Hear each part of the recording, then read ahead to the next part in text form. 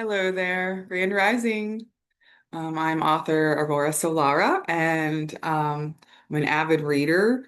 And I wanted to share an excerpt from this amazing book, The Future Human: New Ways of Living and Being on Earth by Lee Harris with Regina Meredith, whom I've watched for years on the Gaia channel, the Gaia Network, Open Minds with Regina Meredith.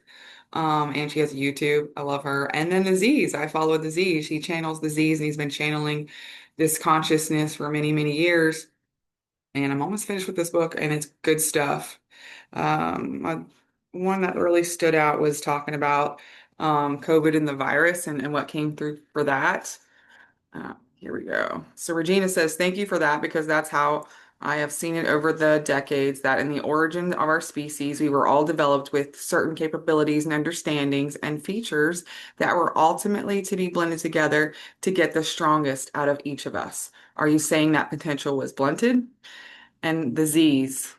Yes, there was a more galactic potential, but there was only about a 10 to 20% likelihood that it would be realized.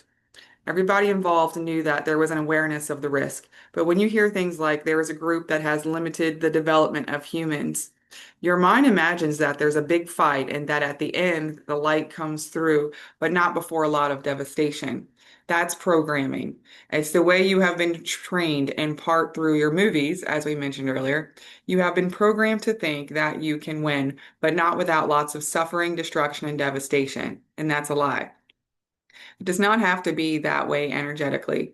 That's the lie you've been sold, and you perpetuate that lie energetically so that you aren't too surprised when yet another war breaks out. But there are now more and more people peering behind the curtain and understanding why wars actually exist, and they are educating the rest of you.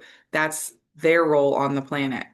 You have been trained into thinking this way, and none of it is wrong. You may hear what we are saying and be a little horrified at the concept, but this is the world you were born into. So, yes, you can peel back the layers and see the grander design that's at work. At first, your mind might want to make it personal, and you might want to see yourself as a victim of it. But you chose to incarnate on this planet with full knowledge of what was going on.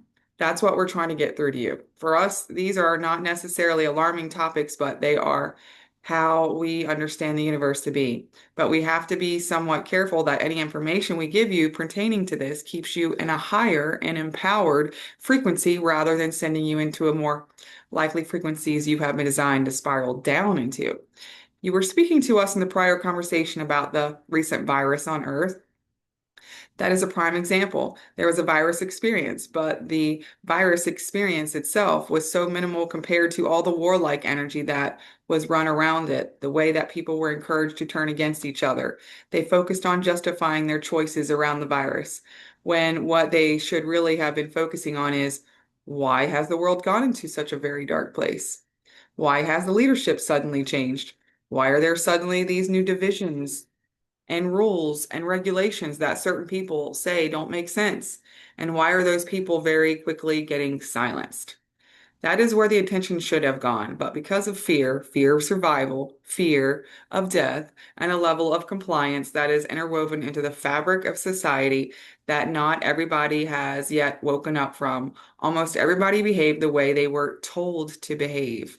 But what the group who wanted a certain level of control did not bank on was the evolution of consciousness itself.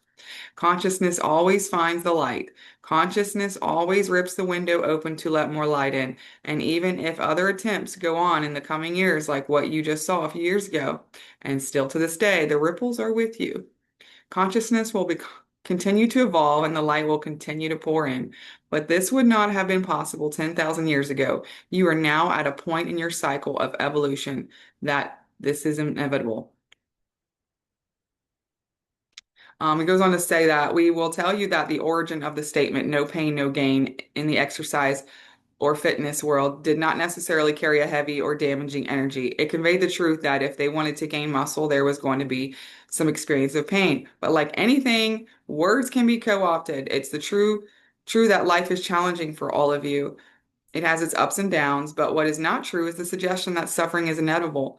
and occurring every day, which is woven into the way that no pain, no gain is sometimes offered to you. So you are right to draw the reader's attention to the life is full of suffering ideology that you are all being repetitively programmed with.